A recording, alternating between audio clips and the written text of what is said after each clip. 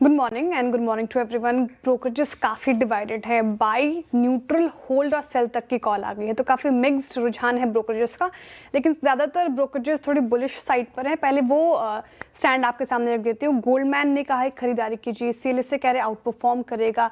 साथ ही नुवामा बाय की कॉल और टारगेट प्राइस उनकी तरफ से 3650 तक का आया है। हालांकि उन्होंने पहले के टारगेट प्राइस से घटाए, लेकिन फिर भी अगर आप कंपेयर करें लास्ट ट्रेडिंग प्राइस से तो करीब करीब 19% का अपसाइड पोटेंशियल नुवामा को नजर आ रहा है।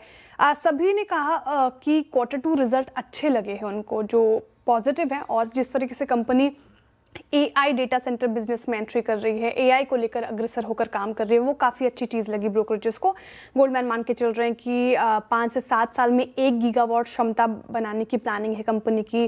कंपनी अपनी एक्विजिशंस पर ध्यान दे रही है, जो कि पॉजिटिव ट्रिगर है। सीएलएसए ने कहा कि सेकेंड हाफ से बेहतर हो जाएगा और कंपनी का रुझान, साथ ही साथ वर्कफोर्स को AI के लिए तैयार करने पर भी कंपनी जोर लगा रही है। ये चीज़ें अच्छी लग रही है। अब न्यूट्रल की कॉल आई है नोमुरा की तरफ से। वो क्यों न्यूट्रल है वो समझ लेते हैं। 3300 रुपये प्रति शेयर का target price, last trading price से यहाँ पर भी अपसाइड दिख रहा है उनको।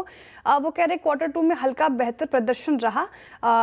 AI में जो कंपनी मजबूती से निवेश कर रही है वो अच्छी चीज़ है, लेकिन बड़े मार्जिन सुधार की संभावनाएं अभी उनको नजर नहीं आ रही। तो मार्जिन को लेकर जो कंसर्न है नोमुरा की तरफ से, इसलिए उनकी तरफ से न्यूट्रल की कॉल।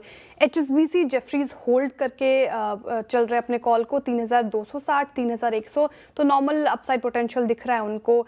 और सभी ने ये माना कि Q2 ठीक है, लेकिन आगे चल के रिकवरी आएगी कि नहीं आएगी वो बड़ा क्वेश्चन मार्क है। मार्जिन को लेकर, रिटर्न को लेकर भी स्थिति थोड़ी अभी धूमिल ही नजर आ रही है, इसलिए होल्ड। साथ ही सिटी ने जो बेचने की सलाह दी है, सेल की कॉल आ गई है 2800, यानी कि करीब करीब आप देखें 8% का डाउनसाइड पोटेंशियल नजर आ रहा है, क्योंकि उनको ऐसा लग रहा है कि एसेट इंटेंसिटी बढ़ने से रिटर्न पर दबाव पड़ सकता है और फाइनेंशियल 26 में इंटरनेशनल बिजनेस ग्रोथ 0.7% से ज्यादा रहना मुश्किल है। तो ये तमाम चीजें जो उनको थोड़ा नेगेटिव बना रही है, लेकिन फिलहाल काफी मिक्स रुझान।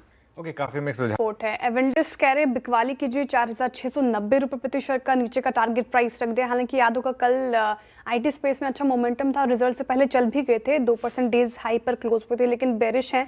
कोटक इंस्टीट्यूशनल इक्विटीज ने भी बेचने की सलाह दी है, 4000 रुपये प्रति शेयर का टारगेट प्राइस।